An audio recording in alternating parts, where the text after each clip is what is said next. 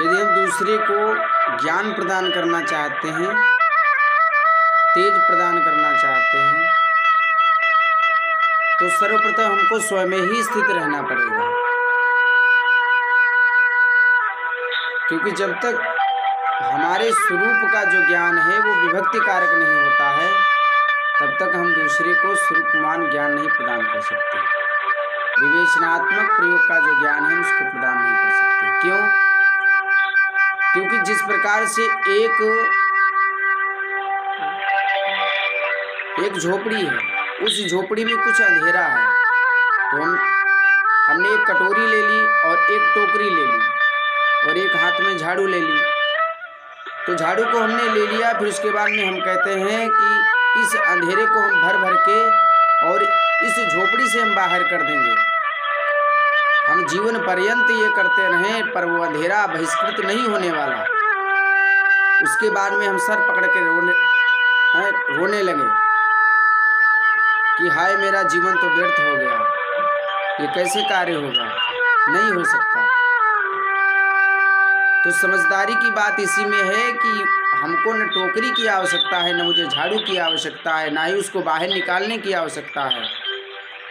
बस एक हमारे साथ में प्रकाशवान चीज होनी चाहिए, ज्ञान रूपी प्रकाशवान चीज होनी चाहिए। जिस प्रकार से हमने पढ़ाई की, ये शरीर भी सुंदर है, अच्छे कुल में हमने जन्म लिया, शुक्ला परिवार में हमने जन्म लिया, 20 विश्व के खानदान में हमने जन्म लिया, लेकिन हमारे यदि कर्म कुकर्म से के समान है तो हमारा जन्म निरर्थक है।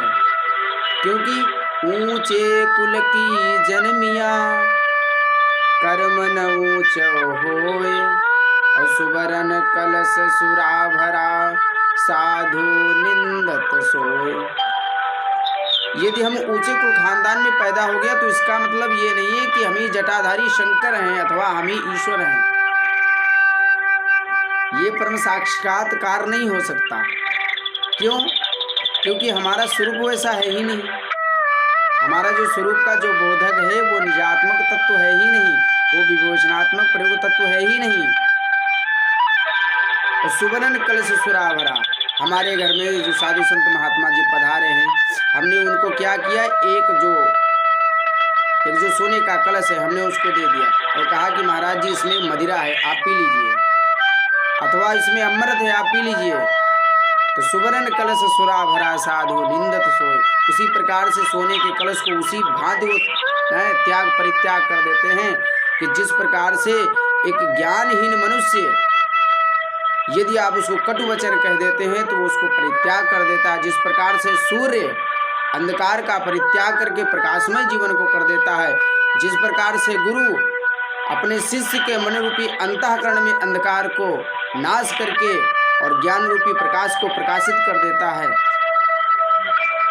ऐसे स्वरूप को ही जब तक हम अपने स्वयं में नहीं स्थित करेंगे, कहने का मतलब है जब तक हम अपने स्वरूप में नहीं स्थित करेंगे, जब तक हम खुद अपने स्वरूप में नहीं उतारेंगे और स्वयं में भी नहीं उतारेंगे अथवा आचरण में भी नहीं उतारेंगे, तब तक हम किसी दूसरे को ज्ञानवान, प्रकाशवान और बुद्धिमान वर्धक नहीं बना सकते। जीवन स्वरूप का जो अंत है वो परम तत्व का कारण है, तभी हमारा जीवन संकल्प और सुदृढ़ बन सकता है। बोल सद्गुरुदेव भगवान की जय।